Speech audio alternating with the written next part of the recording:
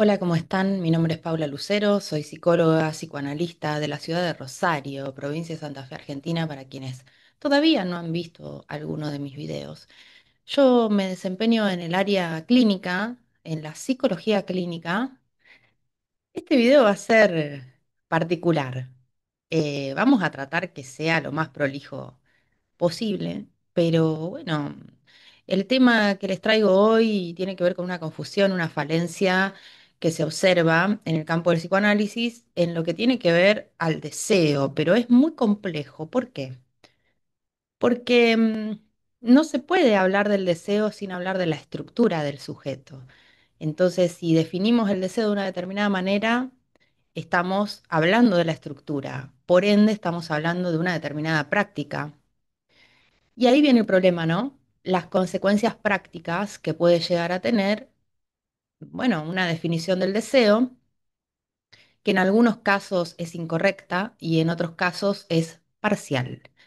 Esta definición parcial del deseo, con el argumento de Lacan dijo, según Lacan, como dice Lacan, y Lacan no lo dijo, o a veces sí lo dijo, pero el problema acá es que a la hora de definir el deseo, muchos psicoanalistas recortan dicha definición. Como les decía, hoy les traje cuatro frases ejemplares que tienen que ver con la forma actual en que se divulga el psicoanálisis. Como ejemplo, vamos a tomar este concepto, este término, el deseo. Yo recorté cuatro frases porque en realidad es muy difícil hacer un recorte de todos los problemas que se observan, pero bueno, algo, por lo menos algo, ¿no? No se puede decir todo de todo, no se puede saber todo, decía Lacan, no hay universo del discurso, pero por lo menos hacer un recorte. Entonces son cuatro frases. Tres de estas frases están correctas pero incompletas, digamos, en la definición del deseo. Definen el deseo de manera segmentaria, parcial y sesgada. La cuarta frase es literalmente incorrecta, aunque ustedes escuchen. Lacan dijo que el deseo siempre es insatisfecho. Esa es la cuarta frase que vamos a observar. Aunque ustedes escuchen que Lacan lo dijo, es incorrecta. ¿Por qué traigo este problema? No para visibilizar lo correcto, lo incorrecto, o andar diciendo yo qué es lo correcto y qué es lo incorrecto, digamos. Esa no es la iniciativa. La iniciativa es visibilizar una problemática que tiene consecuencias prácticas. Consecuencias que, por otra parte, pacientes que comienzan análisis conmigo me cuentan abiertamente tristes, lamentosas, horribles experiencias que han vivido con psicoanalistas. Entonces, cuestionemos al psicoanalista. No demos nombres y apellidos. ¿Para qué? Porque acá se trata de cuestionar en qué consiste verdaderamente la función del analista. Si es que nos interesa el psicoanálisis lacaniano, entonces seamos como más minuciosos, más rigurosos a la hora de definir algunas cosas. Algunos conceptos tan fundamentales como el deseo nos pueden servir de ejemplo para que podamos observar que si nosotros decimos, por ejemplo, todo deseo es insatisfecho, cosa que Lacan no dijo primero, ¿no? Y decimos, Lacan dijo que todo deseo es insatisfecho. O, en la teoría de Lacan, el deseo es siempre insatisfecho, ¿no? En la teoría de Lacan, el deseo no es siempre insatisfecho. Digamos, acá la cuestión es que nosotros interroguemos, más allá del nombre y el apellido, que eso no viene al caso, ¿qué tipo de práctica se desprende de dicha afirmación? ¿A quién le conviene decir que el deseo siempre es insatisfecho? Que es como una generalidad en los sujetos, en los seres humanos. El deseo siempre permanece insatisfecho. ¿A quién le conviene? ¿Acaso no le conviene a alguien que no se anima a sentirse de una vez por todas satisfecho? Yo no dije pleno o plena, yo dije simplemente y llanamente satisfecho, satisfecha, ¿no? ¿Con qué? Con su vida, con sus cosas, con su cuerpo, con sus relaciones. Satisfecho, medianamente satisfecho, ¿m? Relativamente satisfecho. Si nosotros decimos todo deseo es insatisfecho, o en el ser humano el deseo siempre será insatisfecho, estamos condenando, estamos generando una práctica que condena, condenatoria, condena a la insatisfacción. Y esa nunca fue la impronta ni la iniciativa de Lacan. En un ratito voy a volver a esa frase para bueno, dar una respuesta en torno a eso. Pero antes quería marcar esto a modo de introducción, que esta confusión o esta falencia que se observa a la hora de definir conceptos fundamentales en la teoría de Lacan de forma parcial o inclusive incorrecta, tiene que ver con pensar los conceptos aislados de su estructura. Tiene que ver con la incidencia o la influencia que ha tenido quizás el discurso universitario, ¿no?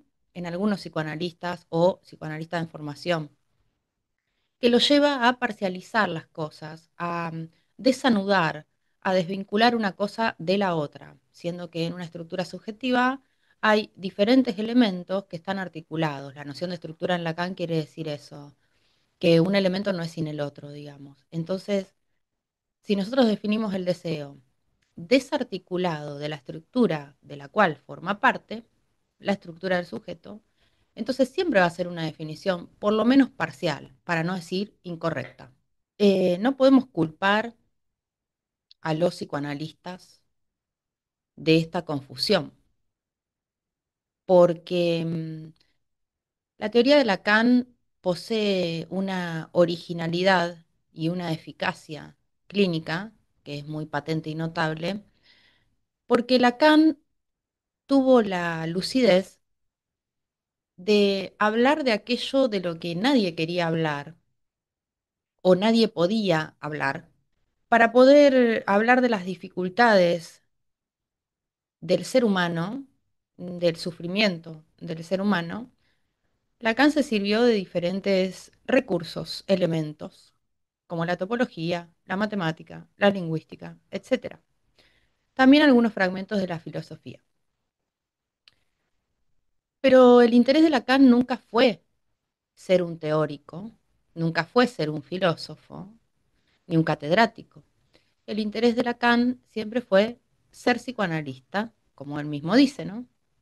Yo soy psicoanalista, digamos.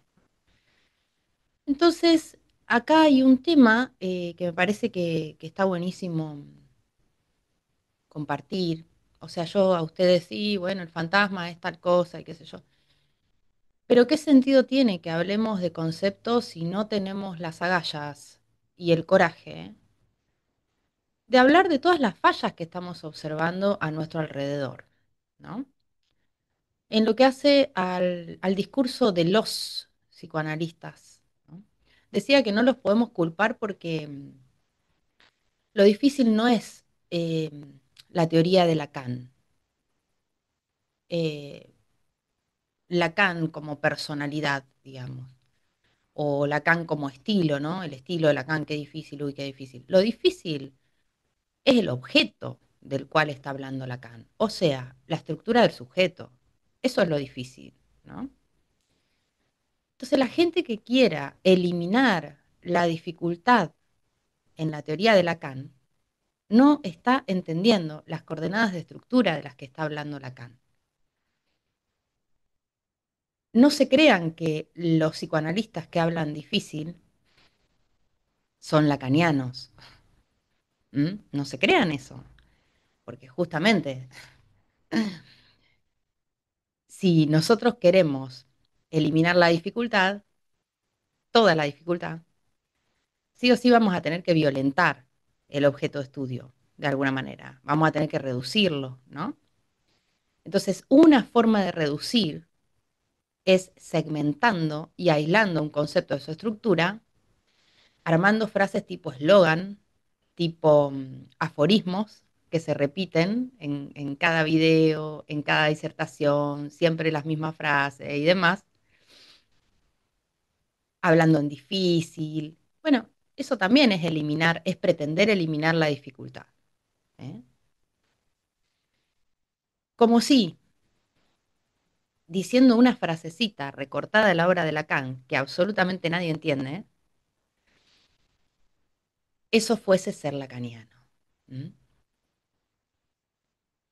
Claro, otra de las maneras de eliminar la dificultad es directamente desvincularse de la teoría analítica y no hablar del inconsciente nunca, ¿no? Porque el inconsciente es dificultad, es falla, digamos, ¿no? Pero bueno, quería marcar eso, que Lacan no es lo difícil, la teoría de Lacan no es lo difícil somos nosotros, los seres humanos, ¿eh? Lacan hizo el esfuerzo durante toda su vida de articular cuestiones difíciles, cuestiones muy difíciles, con las que los seres humanos lidiamos día a día. Una de esas cuestiones es el deseo. Yo lo que noto en muchos psicoanalistas es que hay en ellos un aferramiento a la falla. Si bien el psicoanálisis trabaja con la falla estructural que nos constituye, nos conmueve, nos convoca, incluso nos hace desear, hay en los psicoanalistas, no en todos, estoy hablando de un grupo de personas, las que me ejemplifican a mí este problema del que les hablaba, la confusión y la parcialización de los conceptos, ¿no? En su desvinculación estructural. Estos psicoanalistas parecen estar aferrados a la falla y parecen olvidar el para qué son psicoanalistas. Están tan concentrados en el qué piensa un psicoanalista, qué define un psicoanalista, qué no hace el psicoanálisis. El psicoanálisis no es una psicología, ¿eh? El psicoanálisis no es una psicología. El psicoanálisis no trabaja con el individuo, trabaja con el sujeto. Bueno, afirmaciones así como esas, ¿no? Como estos psicoanalistas que quieren recortarse del campo de la salud mental, ¿no? Yo observo en ellos un olvido del para qué. O sea, ¿para qué son psicoanalistas? ¿Para qué ese espacio? ¿Para qué sirve ese espacio? ¿Mm? Y en torno a eso yo les traigo una cita muy temprana de Lacan del Seminario 1, que dice así: hay dos modos de aplicación de una disciplina que se estructura a través de una enseñanza. Está lo que usted oye y luego lo que usted hace con lo que oye. Yo remarco la última parte de esta cita. Está después lo que usted hace. Está lo que usted hace. Con eso que oyó, con eso que leyó, con eso que entendió. ¿Mm? Y a mí me parece sinceramente un crimen, ¿mm? Que haya tantos psicoanalistas que se olvidan el para qué de su práctica, hacia dónde apunta su práctica. Les voy a traer un ejemplo muy fácil, de forma así introductoria al tema del deseo. Hay un texto de Lacan que se llama Subversión del sujeto y dialéctica del deseo en el inconsciente freudiano. Están escritos y es en ese texto en donde Lacan presenta de manera reducida lo que trabaja en el seminario 6 titulado El deseo y su interpretación. En ese texto, Subversión del sujeto, Lacan nos presenta el grafo del deseo, ¿no? Que él construye el grafo para simplificar la práctica del psicoanalista y para eliminar confusiones. O sea que todos los intentos figurativos de Lacan, sus esquematizaciones, sus gráficos, sus nudos, en realidad pretenden facilitar la práctica, no dificultarla. Esa es una iniciativa lacaniana, porque Lacan era un tipo que siempre estuvo volcado al hacer, más puntualmente al saber hacer. Otro ejemplo que les traigo está también en escritos, en un texto muy conocido que considero que muchas veces hace un chiquero con ese texto, titulado Dirección de la cura y los principios de su poder. Yo les recomiendo que vayan a leer ese texto y que testifiquen. ¿Realmente es inentendible lo que está diciendo Lacan ahí? ¿A dónde está la parte que no se entiende de lo que dice Lacan? Es súper sencillo lo que dice. Simplemente dice que el psicoanalista tiene que saber desde dónde parte su práctica y hacia dónde se dirige. ¿Por qué digo que esto es ejemplar? Porque muchos psicoanalistas se quedan detenidos en la primera parte de la frase, ¿desde dónde? ¿Eh? Y quién sabe por qué omiten la segunda parte de la frase, hacia dónde tiene que ir un psicoanálisis, hacia dónde tiene que ir nuestra práctica. Y si a mí me dicen, y un psicoanálisis tiene que ir hacia la emergencia del sujeto, mejor no me digas nada, porque con eso no me estás diciendo nada. Un psicoanálisis tiene que ir hacia la emergencia del sujeto. ¿Qué quiere decir eso? A ver, dame un ejemplo. Dame un ejemplo. ¿Cómo facilita la práctica decir algo así? Que el psicoanálisis apunta hacia la emergencia del sujeto. ¿Emerger? ¿Para qué? ¿Para qué querríamos que surja ese sujeto? ¿No? Aparte, emerja, es como que, oh, un momento así como mágico. Bueno, la vida no es mágica. ¿Eh? La vida no es mágica. Uno sufre, uno tiene problemas, tiene cosas que pagar, tiene miles de cosas para resolver, tiene problemas reales, concretos, ¿eh? No es una magia. De nada nos sirve que el sujeto emerja si no lo acompañamos en procesos complejos de su vida cotidiana y real, si no tenemos en cuenta su contexto social, si no tenemos en cuenta la cultura en donde estamos inmersos, nosotros también los psicoanalistas, ¿eh? Si no tenemos un punto de vista claro acerca de el porqué de nuestras intervenciones, el para qué de nuestras intervenciones. ¿Mm? A mucha gente le suena lindo frases como esas, digamos, un poquito abstractas. eh, y un psicoanálisis apunta a la emergencia del sujeto. ¡Ay, qué enigmático, qué enigmático! ¿Qué será, qué será, qué será? ¿No? Y nos quedamos en la interrogación.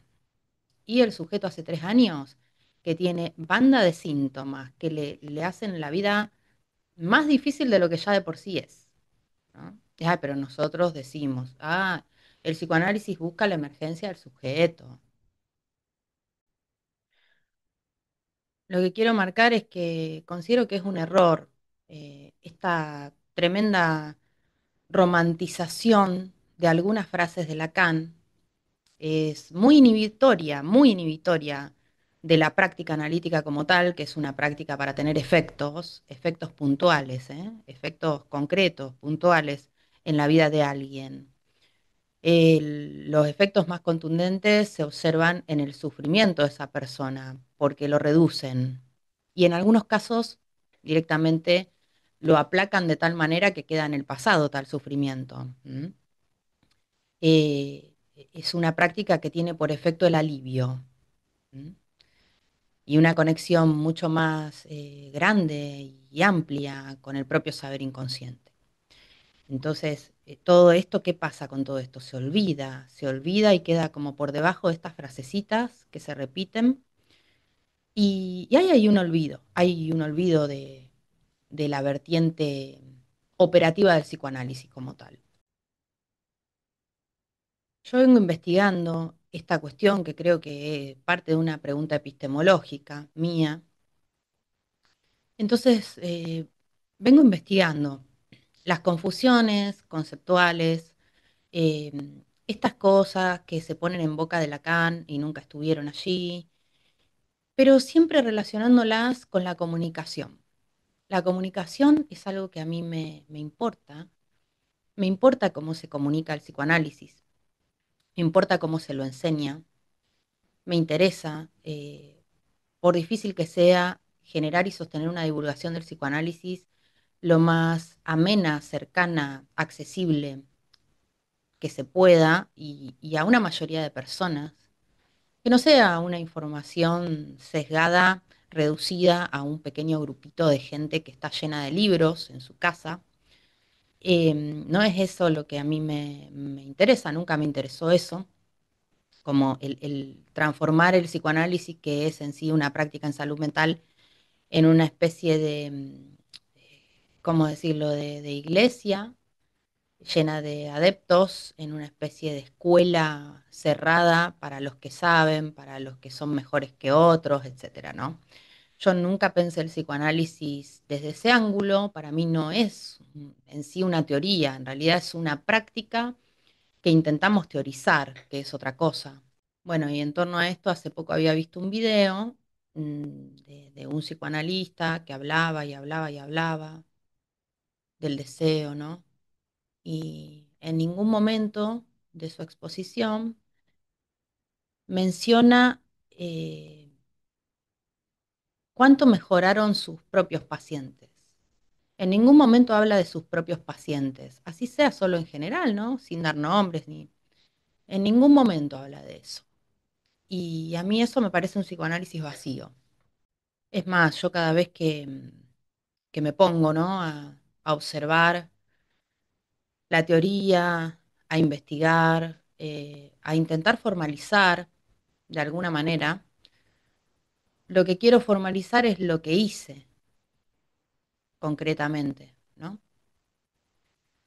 No quiero formalizar el nudo Borromeo y meterme a estudiar teoría de los nudos más profundamente, etcétera. Yo lo que quiero formalizar para poder transmitirlo a otros y a otras analistas de información es qué fue lo que hice para que ese paciente se sienta tan bien. Cuando lo conocí estaba terriblemente mal y ahora está tan bien. Entonces, ¿qué fue lo que yo hice como psicoanalista para generar ese efecto en mi espacio? Y es eso lo único que me interesa. Bueno, vayamos entonces de lleno a este tema del deseo y las confusiones que hay en algunas afirmaciones de actual divulgación en el campo del psicoanálisis. Tenemos un seminario muy especial de Lacan que viene a ser un seminario aclaratorio. Es muy contundente todo lo que se afirma. Estoy hablando del seminario 16. Fíjense el título, ya ahí tienen una pista de un otro al otro. Recomiendo su lectura desde ya, porque es un seminario en donde Lacan trata de aclarar múltiples malentendidos que se han generado en torno a su teoría. Y dice que él se vino, hace muchos años que vino, digamos, escribiendo y dando seminarios para gente sorda, gente que no ha escuchado lo que él dijo y lamenta tener que repetirlo en este seminario, ¿no? Bueno, y arranca el seminario diciendo, mi decir no se presta a ninguna ambigüedad. Dicen que mi teoría es imposible, ¿no? Cuando en realidad la esencia de la teoría psicoanalítica es que es un discurso sin palabras. Esto en la página 14. O sea, no es que, no es que yo no quiera decirlo, es que la práctica no se puede decir en psicoanálisis, no se puede decir porque es un discurso sin palabras. Y eso no lo han entendido. Entonces, bueno, como decía antes, ¿no? La dificultad no es inherente a la teoría de Lacan, es una dificultad que habita en la estructura del sujeto, o encontramos más avanzada su obra en la estructura mental, ¿m? O sea, el nudo Borromeo, ¿no? Lacan nos dice que la estructura es real, ¿eh? Porque converge hacia una imposibilidad. Y es eso lo que cuesta a muchos psicoanalistas también entender. ¿M?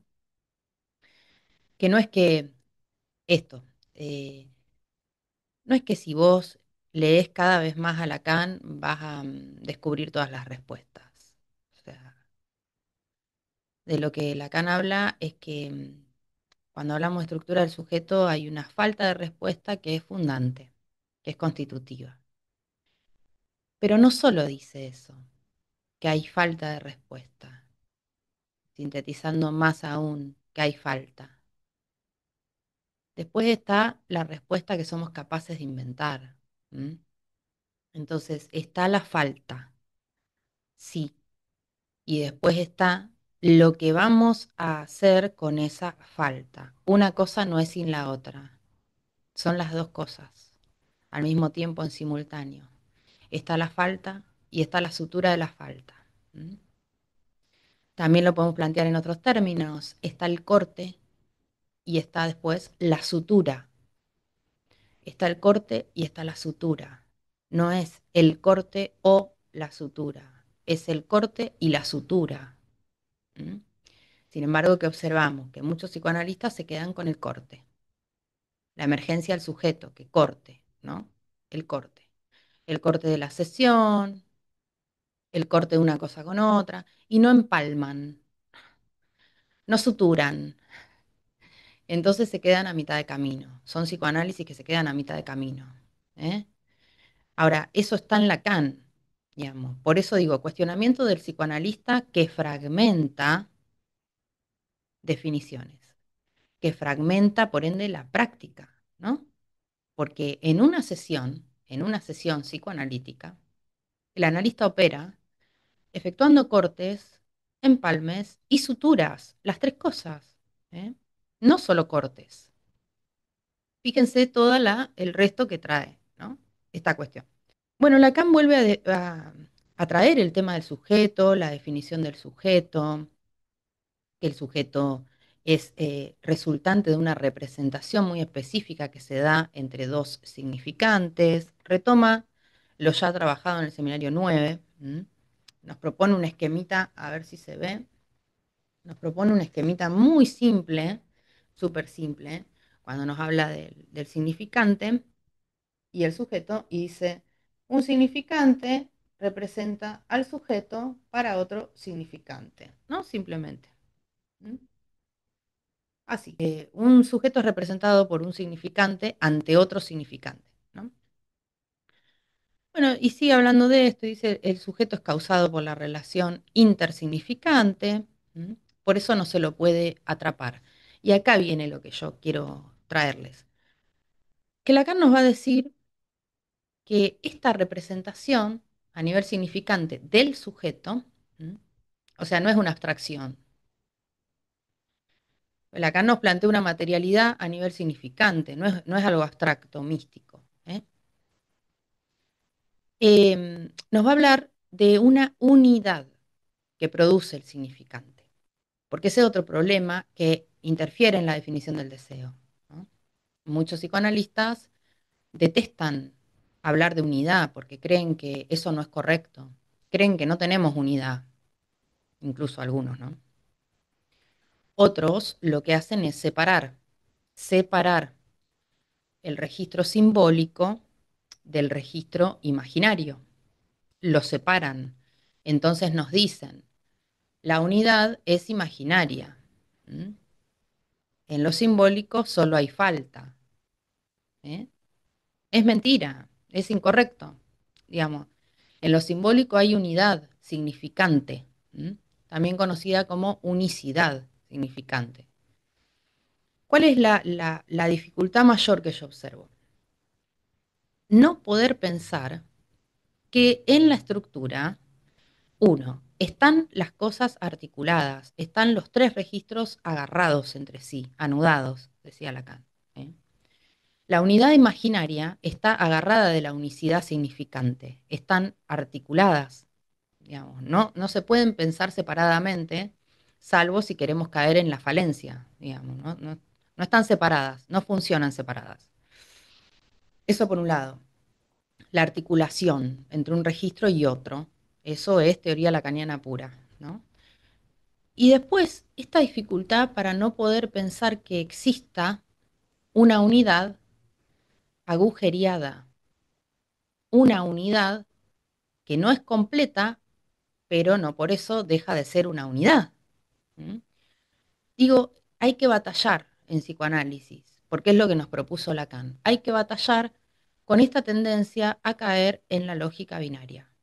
O falta o unidad. No, unidad con falta.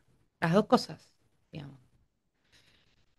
No se trata de andar eligiendo entre el sujeto o el yo. Otro pecado que se comete en la actualidad, ¿no? El psicoanálisis no trabaja con el yo. ¿Con qué trabaja? ¿Con qué trabaja? Con el sujeto, dicen. Ajá. Ok, ¿y cómo haces para trabajar con el sujeto sin trabajar con el yo? Para mí, con el solo intento de interrogar este tipo de cosas y evaluar su coherencia interna, ya estamos formalizando el psicoanálisis. Lacan prosigue con este desarrollo y nos va a decir que esta unidad agujereada, la unidad significante, es preconsciente, no es inconsciente, es preconsciente. Y dice que esta unidad significante se hace cada vez por representación, por metonimia, por la relación que se va estableciendo entre un significante y otro, bajo la forma de una repetición. Y también nos vuelve a presentar un grafiquito muy sencillo, que es el siguiente, cuando nos habla de la repetición y la unidad a nivel significante. Nos va a decir que el sujeto se repite entre un significante y otro, se va representando, haciéndose representar, pero acá tenemos este escollo que es el objeto A. ¿Mm? En esa repetición, en la relación entre el sujeto y el objeto, de repente surge una consistencia, que es otra mala palabra para estos psicoanalistas que estamos cuestionando. ¿Eh? Y ahí es cuando se forma el fantasma, ¿no? Así que de esta manera Lacan nos va a decir lo siguiente. La relación del sujeto y el objeto adquiere consistencia en sujeto losange A, donde se produce el fantasma. Por el efecto de la metonimia se suelda al sujeto. ¿Mm? Esto está en Seminario 16, PAI 2, página 22. Acá observamos ese término que, como les decía, es casi una mala palabra para muchos psicoanalistas, la consistencia. La reducción de la consistencia al registro imaginario. ¿Mm? Acá el problema que surge tiene que ver con una dificultad para integrar la enseñanza de Lacan. Es decir, Lacan tiene 27 seminarios en total. Entonces, ¿qué observamos? Que al principio de sus seminarios, Lacan estaba muy interesado en diferenciar lo simbólico de lo imaginario, ¿no? El deseo del goce, etcétera. Después va haciendo más visibles las articulaciones que hay entre una cosa y la otra. Lo que nos está diciendo Lacan en este momento, el seminario 16, lo desarrolla mucho más en el seminario 22 RSI y el que le sigue, el 23, el síntoma, en donde nos va a decir que la estructura del sujeto pensada como nudo tiene su consistencia. Va a aclararnos más las cosas. Digo, esto es muy esclarecedor. El término consistencia tiene el mismo destino para estos psicoanalistas que el otro término, ¿no? El sentido. ¿Eh? También sucede lo mismo con el tema del sentido. Se quedan con la primera parte de la frase y omiten la segunda parte de la frase, o sea, de la estructura directamente, ¿no? Es decir, el psicoanálisis no trabaja con el sentido, ¿no? Y ahí quedan. No trabaja con el sentido sintomático, trabaja con otros sentidos, no con el sintomático, ¿no? Esa aclaración la dejan por fuera, ¿no? Bueno, en torno a este término, la consistencia, Lacan nos propone pensar el nudo borromeo de forma, justamente, valga la redundancia, anudada, usando tres diferenciaciones. La consistencia consiste, cuando algo consiste, la existencia existe y la ex, o también se escribe existencia, existe, ¿eh? Va a distribuir las cosas de ese modo y va a decir que están articuladas de tal manera que el nudo mismo tiene su consistencia. Están articuladas de tal modo que imaginario, simbólico y real consisten, ¿m?, en una misma estructura. En la medida de que están anudados, entonces eso consiste. Antes de seguir, llevémoslo directamente a la práctica. directamente. Em, ¿De qué serviría que alguien vaya al psicoanalista una vez por semana para hablar de lo mal que está, de lo que le pasa, de su historia, de su infancia, de sí mismo? ¿De qué serviría hablar de uno mismo si no es para cambiar esa realidad que nos causa sufrimiento, ¿no? Entonces, si nosotros pensamos la estructura subjetiva en términos de consistencia, RSI, real, simbólico, imaginario, entonces no vamos al psicoanalista para hablar de nosotros mismos, para ser escuchados. Vamos para cambiar las cosas que queremos cambiar. A este esquemita, en donde Lacan ubica el fantasma, digamos, luego le agrega otro término del cual él ya vino hablando, que es la verdad. ¿Mm? La verdad queda asociada al objeto A. Y en paralelo empieza a establecer una relación entre el objeto A, el objeto causa de deseo, y el gran otro. ¿Mm? A mayúscula. ¿Cómo define? Esto es lo importante porque esto va a determinar, que nosotros entendamos esto va a determinar la definición del deseo. Si entendemos lo que es el gran otro, entonces vamos a entender lo que es el deseo. Para Lacan, digo, ¿no? A nivel conceptual en principio. Si nosotros no entendemos lo que es el gran otro en teoría de Lacan, entonces no entendemos qué quiso decir cuando habló de deseo. Y tampoco vamos a entender el grafo del deseo ni las otras articulaciones que le siguen. ¿Cómo se define al gran otro entonces? El gran otro es el campo de la verdad.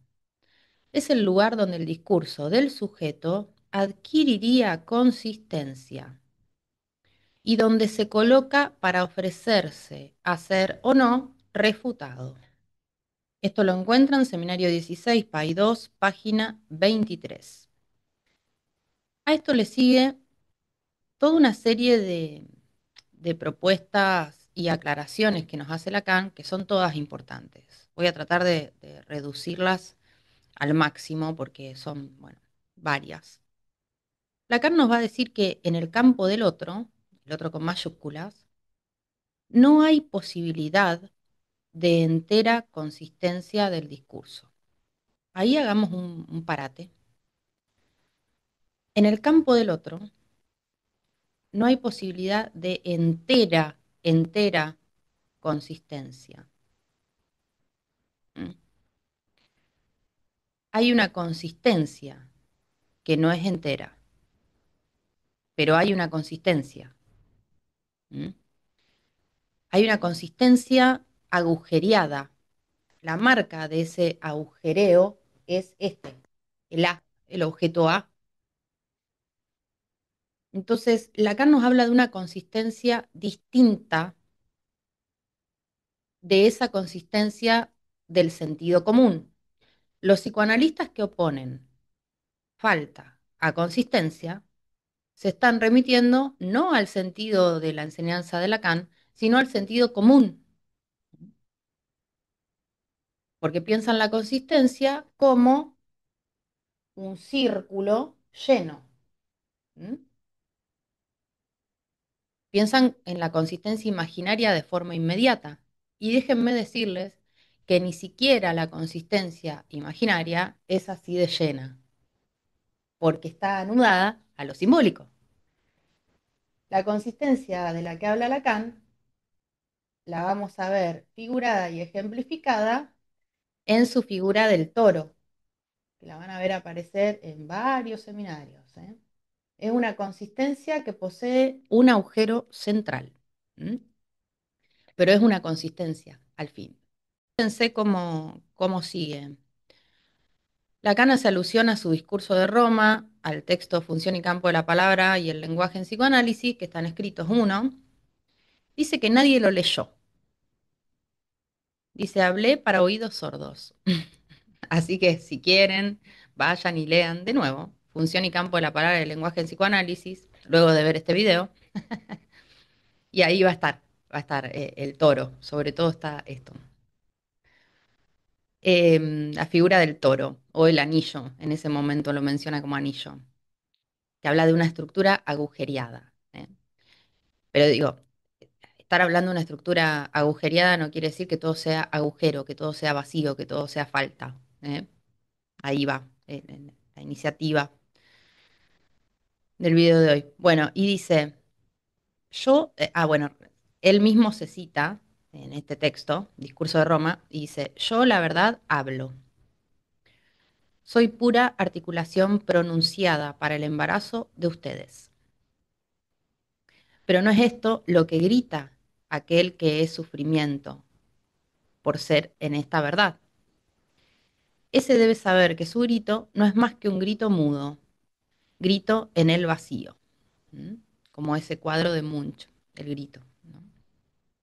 Entonces, fíjense, yo la verdad hablo, soy, dice, articulación significante pronunciada.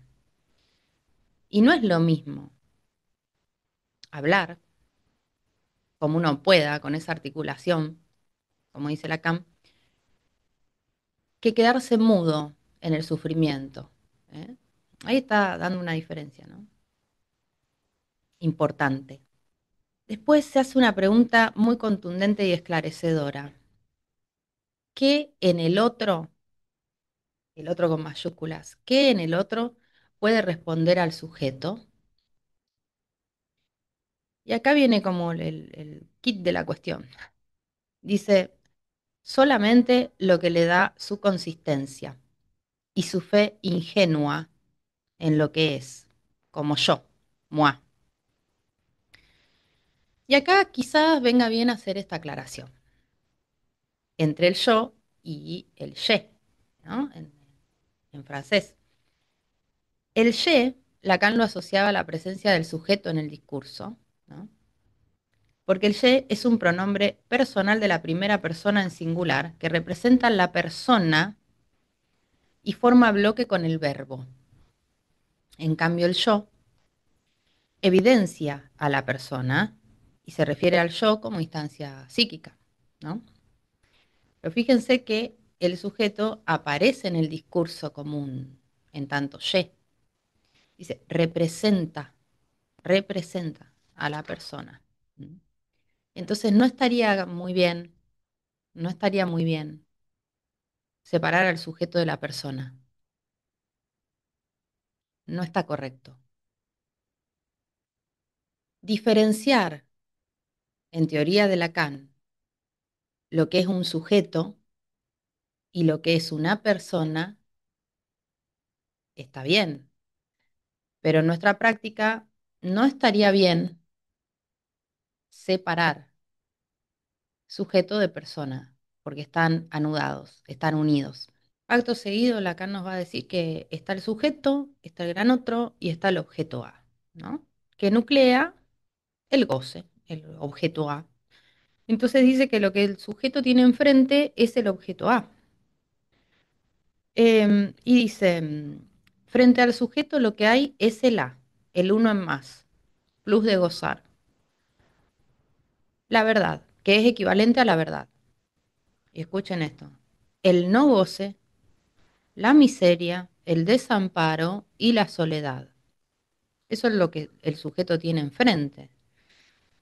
Es el plus de gozar, constituye la coherencia del sujeto como yo. Quiero que presten atención a eso. El sujeto como yo, el sujeto en tanto yo. ¿Mm? ¿Esto qué quiere decir? Que es imposible aislar al sujeto del yo y es imposible aislar al yo del sujeto. Si nosotros creemos que lo hacemos o pretendemos hacerlo, nos estamos saliendo de la práctica del psicoanálisis en realidad, tal como la enseñó Lacan. ¿M? De hecho, la única manera que tiene de aparecer el sujeto es a través del yo. ¿Eh? Por eso les recomiendo nuevamente que lean el seminario 16, donde Lacan vuelve a aclarar cosas que dijo con anterioridad, pero que no se entendieron como él las articuló. ¿M? Digamos que se las desarticuló. En vez de mantener la articulación sujeto-yo, se las separó y desarticuló. Es muy hermoso cómo termina esta clase. Termina con una frase de Eclesiastes y dice, que dice así: sin duda todo es vanidad, goza de la mujer que amas. Y luego Lacan explica. Es decir, haz anillo de ese hueco, de ese vacío que está en el centro de tu ser. Acá, el hueco central del toro. ¿Eh? No hay prójimo salvo ese hueco mismo que está en ti, el vacío de ti mismo. Acá nos tenemos que detener porque hay un punto clave en esta cita que acabo de leerle, Seminario 16, página 24, ¿no? Vuelvo a repetir esto. Haz anillo de ese hueco, de ese vacío que está en el centro de tu ser. Esa falta de la que muchos psicoanalistas hablan, la falta constituyente, constitutiva, la falla, ¿m? Hay que hacer algo con eso. Haz un anillo de ese hueco. Si no nos queda el hueco, el vacío. No solamente está ese vacío en el centro de nuestro ser, después está lo que hacemos con ese vacío. Inclusive yo me animo a decir que al final lo más importante en la práctica del psicoanálisis no es el vacío, que ya sabemos que está. Lo más importante es hacer algo con ese vacío. ¿Y qué vamos a hacer con ese vacío? Y creo que si el psicoanálisis tiene una dirección, apunta a eso, digamos, estrictamente, a hacer algo con ese vacío, digamos, estructural. ¿M? Dice Lacan, ese vacío que está en el centro de tu ser, ¿eh? Que ocupa un lugar de causa, digamos. Bueno, hacer algo con esa causa. Y cuando yo digo hacer algo, no estoy hablando de mística, es hacer algo en el mundo real en donde vivimos, en el mundo de nuestras cosas, con nuestras cosas, hacer algo con nuestras cosas, ¿eh? Nuestro tiempo, nuestra energía, nuestras relaciones, nuestros objetos, el lugar donde vivimos, nuestro trabajo, nuestras cosas, las cosas de nuestro mundo. Hacer algo, ¿m? Con ese vacío. Porque de lo contrario, lo que tenemos, si no hacemos algo con ese vacío del que habla Lacan, lo que tenemos va a ser no goce, miseria, desamparo y soledad.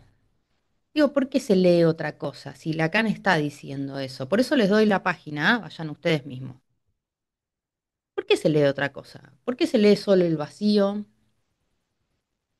Hay un vacío que nos constituye. Sí, bueno, y entonces haz un anillo de ese vacío. Lo que digo lo repito para los sordos. El discurso apunta a la causa del discurso mismo. ¿Eh?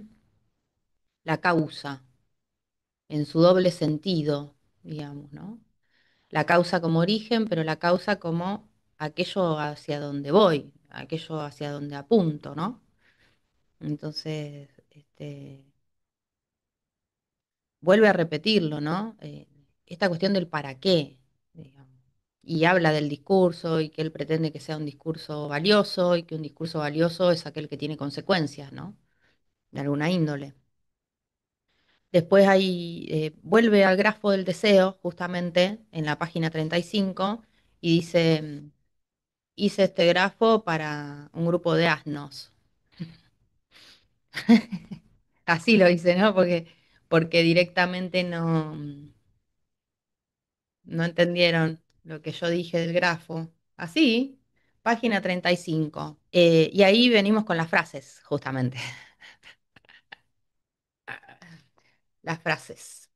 Las frases que vuelvo a decir, visibilizan esta grave desarticulación que muchos psicoanalistas hacen de los conceptos, ¿no? De Lacan. Desarticulan un concepto del otro cuando en realidad están articulados en la estructura.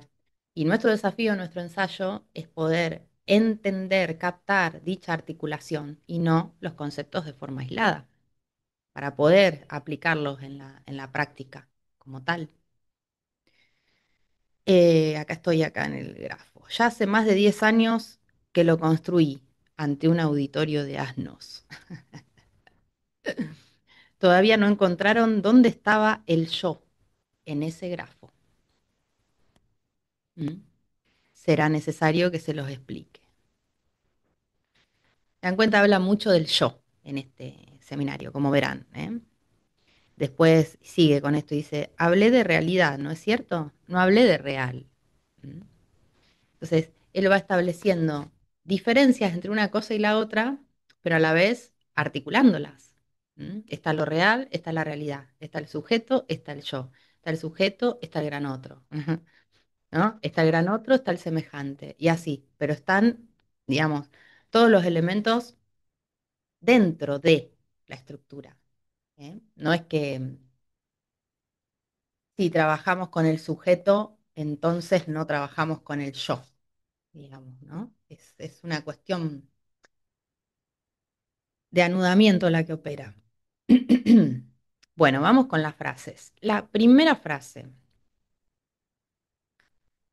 el deseo no es articulable. Es una frase que muchos psicoanalistas repiten cuando hablan del deseo. El deseo no es articulable. Falta la otra parte de la frase citada. ¿Cuál es la otra parte? Porque es esencial. La frase entera es así. El deseo no es articulable, pero está articulado. ¿Por qué? Yo me pregunto y lo digo en serio, no, no es que tenga una respuesta que considere incluso válida, de por qué se borra la segunda parte de la frase.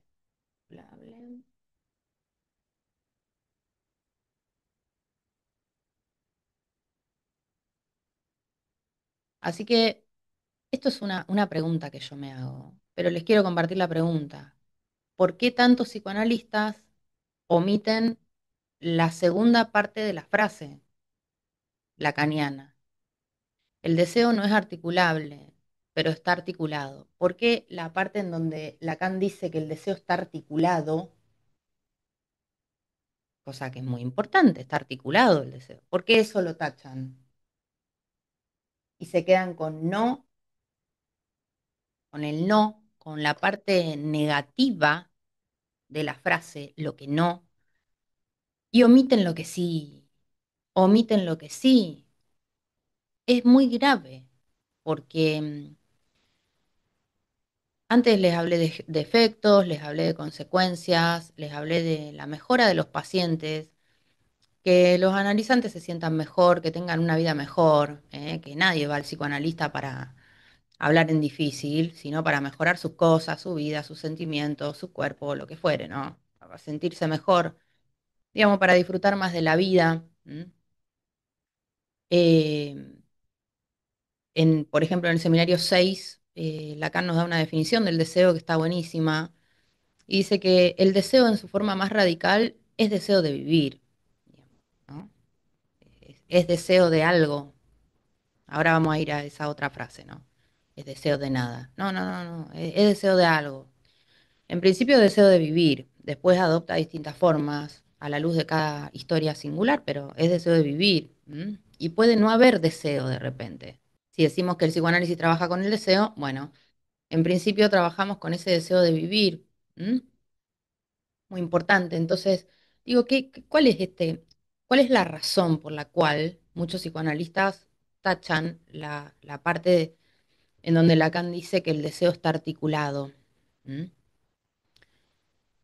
El deseo está articulado en la demanda, está articulado. Cuestión que es muy importante entender que el deseo no es articulable con palabras, pero está articulado en la demanda. Y eso ya es decir un montón, digamos. Podemos servirnos del grafo, porque es muy sencillo de explicar esto, de que el deseo está articulado en la demanda. Nos va a pasar lo mismo con cualquier esquema que agarremos de Lacan. El nudo, el esquema lambda, con todos vamos a encontrar lo mismo. que tenemos acá dos pisos, ¿no? Acá está el gran otro, acá está la tan ponderada y famosa falta, la falta de respuesta está acá, en este punto, ¿no? Ahí está la falta de respuesta, de la que tantos psicoanalistas hablan y hablan y hablan, ¿no? La falta de respuesta, la falta, la falta, la falta. Psicoanálisis trabaja con la falta, no trabaja con la falta, en realidad. El psicoanálisis trabaja con hacer algo con la falta, que es otra cosa. ¿Entienden la diferencia?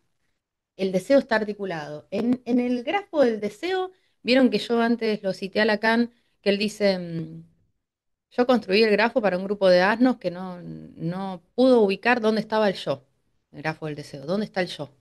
¿Eh? Genial. ¿Dónde está el sujeto? El sujeto está acá. Agente, agente. Uy, no, el sujeto no es agente. Sí, es agente. Es agente y es efecto. No sé si me explico. Es las dos cosas. El sujeto es efecto del significante. Ujú. Sí, pero también es agente de su propio movimiento deseante. Justamente, como es efecto del significante, de la cadena significante, en simultáneo es agente de su propio movimiento deseante. ¿Mm? No está comandado por un poder superior que lo motoriza. El sujeto es agente, digamos, ¿no? A la vez que es efecto. La dificultad es, vuelvo, la lógica de la exclusión. La lógica de la exclusión. O es efecto o es agente. No, la lógica lacaniana es la lógica de la disyunción, en realidad, ¿no? De la reunión, de la disyunción inclusiva, para asociarlo o relacionarlo con la teoría de los conjuntos, ¿no? Entonces, el sujeto a la vez que es efecto es agente. ¿Mm? Acá está el sujeto. ¿Dónde está el yo? Dice, ¿no supieron? Dice Lacan, ¿dónde estaba el yo? Acá está, en el entrepiso del primer piso del grafo, ¿no? Ahí está el yo. Y acá está la imagen cautivadora, fascinante. ¿M? Entonces acá está el yo, acá está el sujeto, que es agente de este movimiento, que hace así, ¿no? Hace así, este movimiento. Acá están las cadenas significantes de las que les hablaba, ¿eh? Acá, así, así. Y entonces, ¿a dónde está articulado el deseo?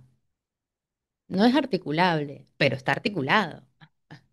¿A dónde está el deseo entonces? ¿No? El deseo se encuentra en este entrepiso, ¿eh? Ahí, acá está el deseo, que sostiene su fantasma. Fantasma que hablábamos antes. Bueno, ahora yo voy a hacer una marcación, espero que se vea con rojo. Primer punto. Este es una propuesta de la estructura del sujeto, ¿no? Le voy a sacar una foto a la estructura del sujeto, grafo.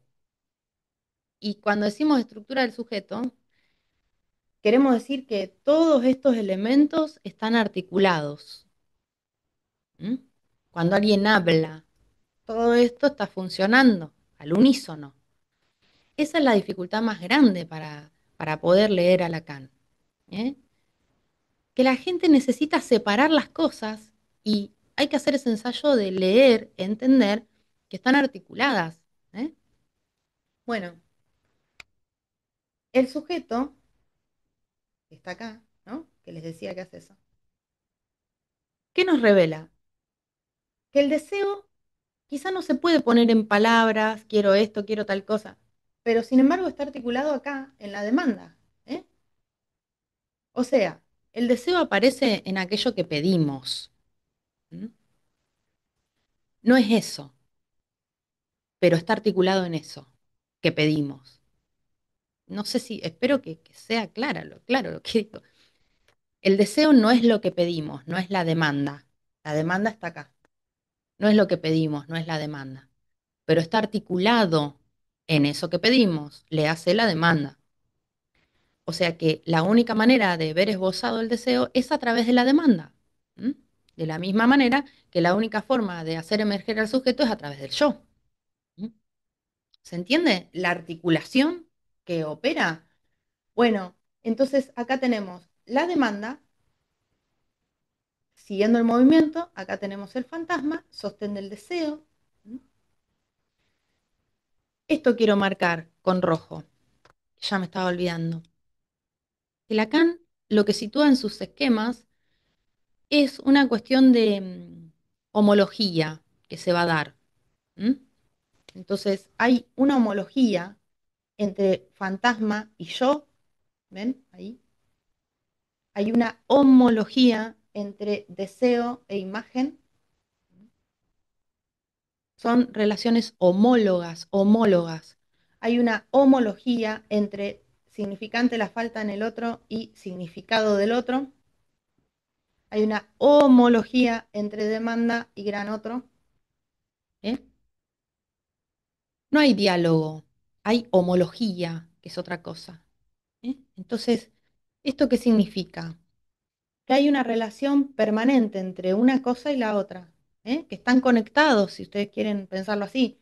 El fantasma está conectado con el yo. ¿M? El deseo está conectado con la imagen de los objetos, con los objetos del mundo concreto. ¿M? Bueno, y así. Esto lo van a observar, les decía, en cualquier esquema de Lacan. Entonces, la frase que tanto se repite a diestra y siniestra, el deseo para Lacan no es articulable, no se puede decir. Quien dice quiero algo en realidad no está hablando del deseo. Ah, ¿de qué está hablando? Ah, del capricho. Dejen de preguntarle a sus pacientes qué es lo que quieren. Ah, ¿y qué le preguntamos, che? ¿Qué le vamos a preguntar? ¿Qué le vamos a preguntar si no es eso? Primera frase que tanto se repite por varios psicoanalistas, el deseo no es articulable, estaría incompleta. No es articulable, pero está articulado en la demanda, está articulado en lo que pedimos, sí, efectivamente, en lo que creemos querer, está articulado. No es lo que creemos querer, pero sin embargo está articulado en aquello que creemos querer. Por lo tanto, está buenísimo situar, definir, recortar lo que uno quiere, sí. No por ser psicoanalista, no hay que preguntarle a los pacientes qué es lo que quieren, porque al final se trata de hacer lo que uno quiere, ¿eh? Lo que uno verdaderamente quiere. ¿M? No lo que quiere el ideal, lo que quieren los demás, lo que quieren los padres, ¿no? No, lo que el ser quiere, nuestro ser. Si eso no es lo que importa, entonces, ¿qué sería lo que le importaría a un psicoanalista? Les traigo esta pregunta en serio. Porque yo he oído psicoanalistas que dicen, dejen de preguntarle a los pacientes qué es lo que quieren. Aparte, qué imperativo, yo voy a preguntarle a mis pacientes lo que me parezca. Bueno, en fin. Em, Lacan nunca dijo, no le pregunten a los pacientes lo que quieren. Lo que hacía Lacan era tratar de prevenirnos de no caer en ilusiones, de no tratar de imponer a los pacientes un modelo, ¿no? O un objeto. Por ejemplo, decirle que vos lo que querés es tal cosa, vos lo que necesitás es tal otra. No, cada quien tiene que descubrir qué es lo que lo motoriza, lo que quiere en el sentido deseante del término, ¿no? Lo que quiere en el sentido deseante, no en el sentido especular, engañoso, ilusorio, ¿no? En el sentido deseante, lo que uno quiere en sentido deseante, es aquello que le da sentido a nuestra vida, es aquello que renueva nuestras ganas y deseos de vivir. Eso es, por ahí va, digamos. Bueno, la segunda frase, el deseo no es de un sujeto, el deseo es deseo del otro. ¿Mm? Se está separando algo que es internalizado en la estructura del sujeto. ¿Mm? Vuelvo a leer la frase. El deseo no es de un sujeto, porque el deseo siempre deseo del otro. ¿Mm? Fíjense que el otro está acá, el sujeto está acá. Y esta es una estructura de un sujeto. ¿Mm? O sea que este otro no está afuera, no es una persona, la madre, el padre, es el propio inconsciente. ¿eh? El gran otro es el saber inconsciente, así lo define Lacan. Mm. El deseo es deseo del otro, quiere decir que el deseo es inconsciente, ¿eh? Pero que sea inconsciente no significa que no esté anudado y articulado con la conciencia, más precisamente con el preconsciente. Entonces, esta lectura de que el deseo es deseo del otro, que quiere decir que yo deseo si el otro lo desea, ¿m? Si el otro persona, la otra persona lo desea y cosas así, eh, no es la definición, ¿no? que nos da Lacan. Para que esto no se haga tan largo, les recomiendo dónde está el esclarecimiento y el foco de la confusión. Ustedes vayan y lean. Está en el seminario 10, página 32 y siguientes, porque este es un problemón también, ¿no? Que dice, el deseo del hombre es deseo del otro. Bueno, y las mujeres, che. El deseo del hombre es deseo del otro. Eso lo dijo Hegel. Claro, pero en este punto es donde Lacan se diferencia justamente de Hegel, ¿no? Justamente. Entonces, pensar que cuando Lacan dice el deseo es deseo del otro, nos estamos refiriendo a un otro externo al sujeto de carne y hueso, es la definición hegeliana, ¿eh? Que Lacan acá se está diferenciando de eso. Nos dice Lacan, en Hegel el otro es aquel que me ve, y esto da inicio por sí solo a la lucha, ¿m? Del puro prestigio, bla, bla. O sea, el otro de la conciencia, el otro como conciencia, el de Hegel, ¿no? Para Lacan, dice él, porque Lacan es analista, el otro está allí como inconsciencia constituida en cuanto tal. ¿M?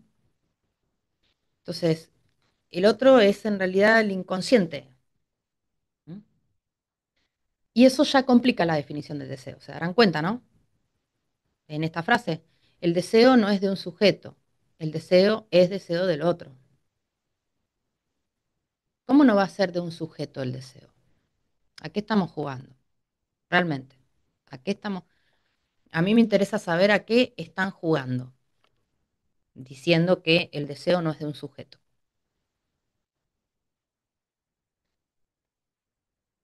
El juego de las escondidas, del cuartito oscuro, ¿cómo es el juego? Porque juego de la Edad Media, no entiendo cómo es. No entiendo el juego, así que no lo puedo jugar, sería. No entiendo las reglas del juego. Porque no es un juego que haya propuesto Lacan tampoco. Digo, el deseo no es de un sujeto. ¿Qué consecuencias tiene esto? Decir esto, digo.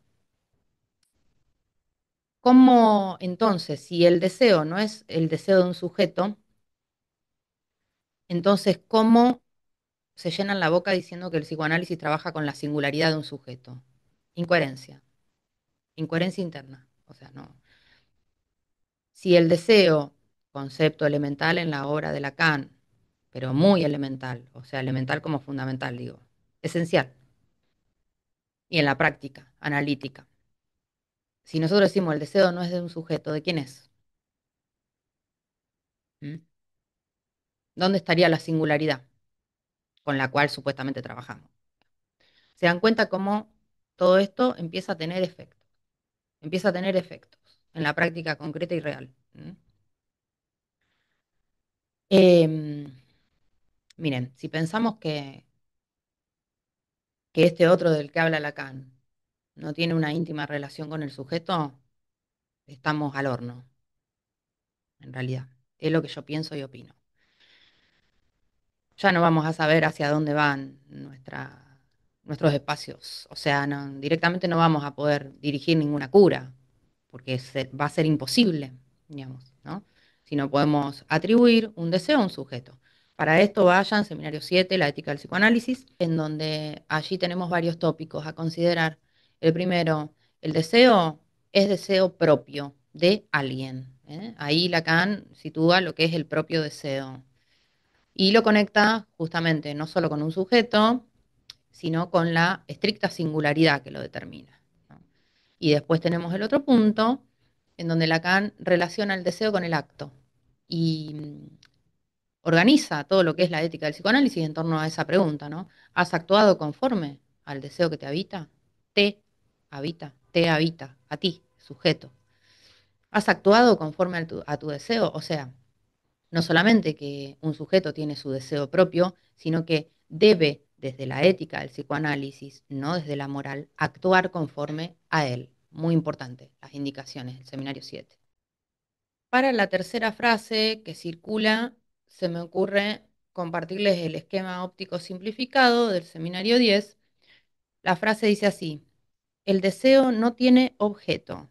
El deseo no apunta a un objeto específico.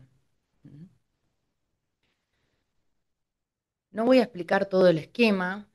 Quienes quieran ir al esquema y qué sé yo, ya saben, pueden hacer cualquiera de mis cursos que están disponibles en la página o unirse, si son graduados, a mi curso anual, en donde obviamente profundizamos y le damos todo el trasfondo que se merece. Pero lo que quiero marcar es que en el esquema óptico simplificado vamos a ver dos planos. El plano que está de- detrás del espejo plano, valga la redundancia, el A, y el plano que está delante. Tenemos un detrás del espejo plano y un delante del espejo plano, ¿verdad? Aquí obtenemos el fantasma del que hablábamos antes. En este seminario Lacan define al objeto A como objeto causa de deseo. Entonces, esto quiere decir que el deseo sí tiene objeto. Claro que tiene objeto, ¿eh? El objeto causa, el objeto A. Ese es el objeto del deseo. Ese es el objeto que está detrás del espejo plano, a nivel inconsciente. Recordar que un sujeto mira desde este lugar, mira desde su propio fantasma, ¿no? Ese es el objeto que está detrás del deseo.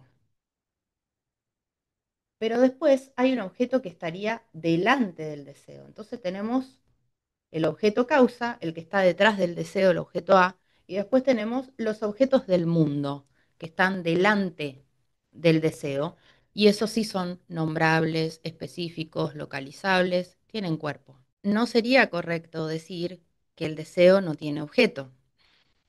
El deseo sí tiene objeto, pero hay que entender la definición de objeto A, que el objeto del deseo es el objeto A, ¿eh? Causa de deseo. Ahora, el objeto A no es posible de decir con el lenguaje, con el significante.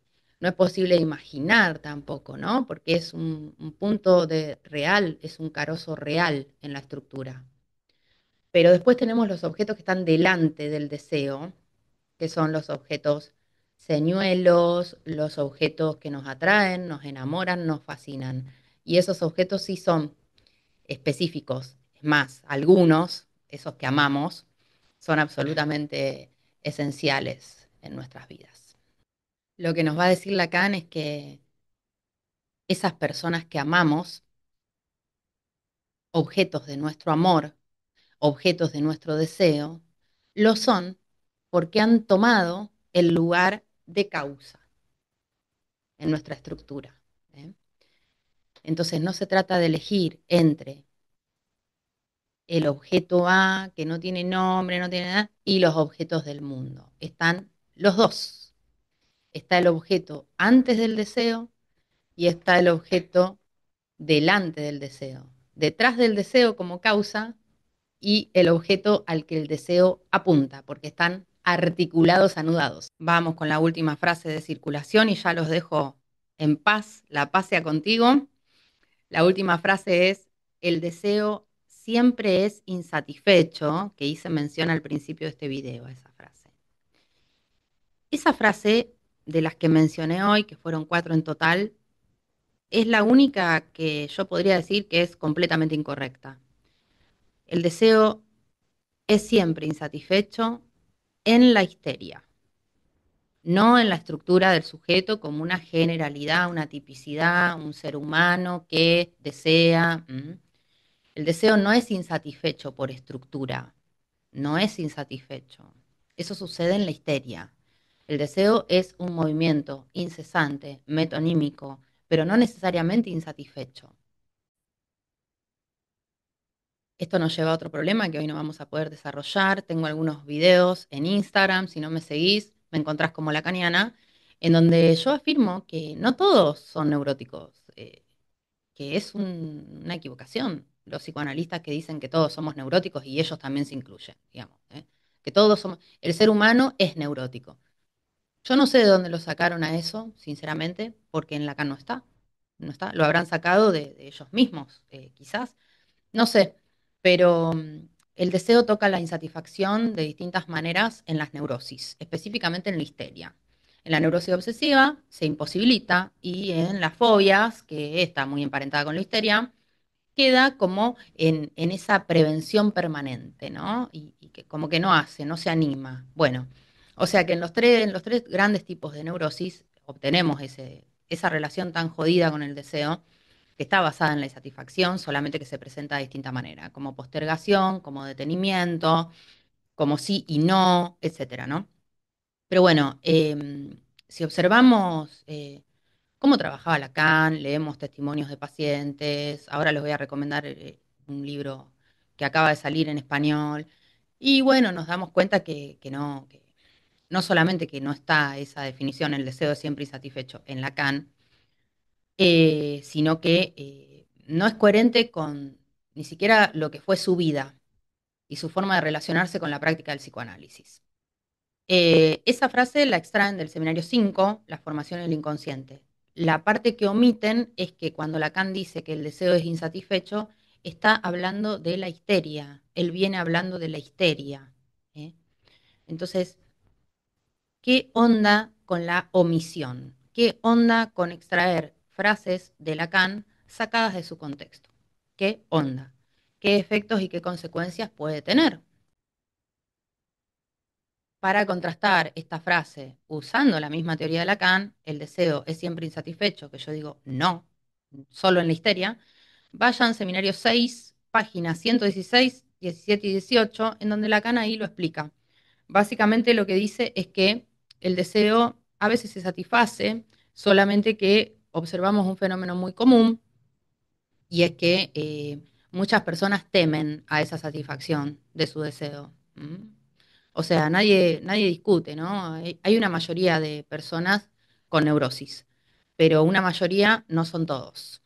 Así que, concluyendo, una cosa es hablar de teoría lacaniana y otra cosa es hablar de lógica lacaniana, ¿eh? No son cosas equivalentes.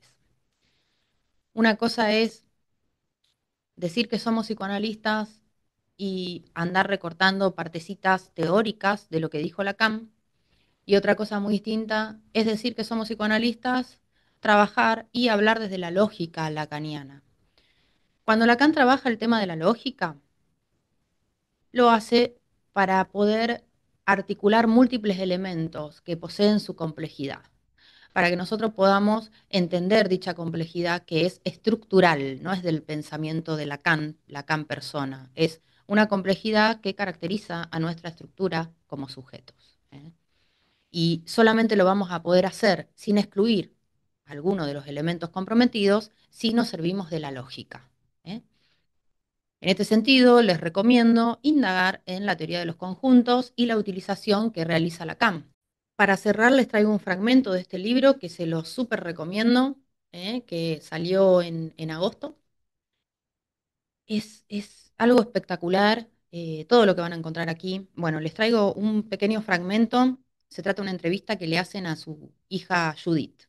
Y habla del deseo. Y es maravilloso, ¿no? Ahora se los voy a leer. Pero antes de leerles este párrafo, quería decirles lo siguiente. Para mí de nada sirve que yo les presente la utilización que hace Lacan de la teoría de los conjuntos, la teoría de Euler, Cantor y todos los desarrollos en sus diferentes seminarios, si yo a ustedes no les digo que actuar conforme al deseo supone definir lo que uno quiere también, que no es, una cosa no está separada de la otra. Y yo me veo en la obligación de decir este tipo de cosas porque escucho constantemente, ¿no? De boca de psicoanalistas frases como, está bien, no sabes lo que querés, Está bien si no sabes lo que querés, o el deseo se presenta como lo que no se quiere.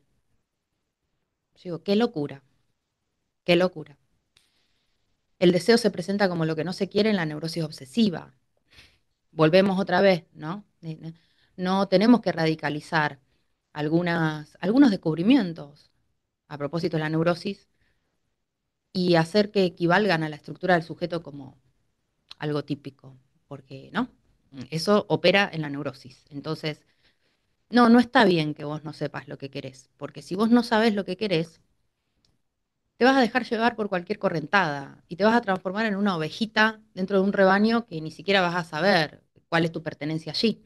Entonces, no, no está placentero, no está ético que vos no sepas lo que querés acerca de las cosas que te importan. Me encanta esa definición que nos da Lacan. El deseo son las cosas que nos importan. Y son cosas que te importan a vos específicamente, quizá a otras personas no, pero a vos te importan. Y te importan profunda e íntimamente. Y son cosas que son esenciales para tu existencia. Bueno, respecto a esas cosas puntuales, enteramente singulares de tu vida, sí tenés que saber qué es lo que querés. Entonces, el psicoanálisis, ¿qué hace? Levanta los velos, levanta las máscaras que le pusimos ahí, las telarañas que le pusimos encima a eso que verdaderamente queríamos. Eso es lo que hace, ¿no? Si no, bueno, ¿para qué? Bueno, para finalizar les voy a leer esto. Una entrevista que le realizan a Judith, la hija de Lacan. Le preguntan, ¿tus sueños, por ejemplo, nunca se los contabas a tu padre? Ella responde. Le conté muy pocos. Le conté uno en cierto momento en que yo esperaba los resultados del examen de concurso y estaba un poco inquieta. Sueño que salgo primera en el examen de concurso, con otra persona que tiene un nombre doble. Se lo cuento a mi padre y él me dice, cuando uno sueña que tiene un sueño, en todas las ocasiones eso se realiza, mi querida. Resultado, salí primera en ese examen junto con una coganadora que tenía un nombre doble. Eso me dejó atónita. Y aunque sea ridículo decir que un sueño se realiza, en este caso, eso se verificó. Me pareció hermoso, hermoso. Bueno, espero que les haya sido de utilidad la exposición de hoy.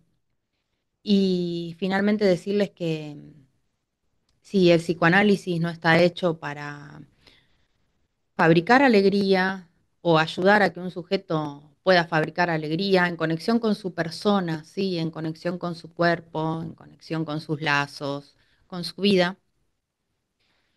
Entonces, ¿qué sentido tendría nuestra práctica, no? Si no es para practicarla desde el entusiasmo, ¿eh? Desde la alegría, desde la inspiración y sobre todo desde el amor, porque la transferencia es el amor. Les dejo un beso grande y nos vemos en un próximo.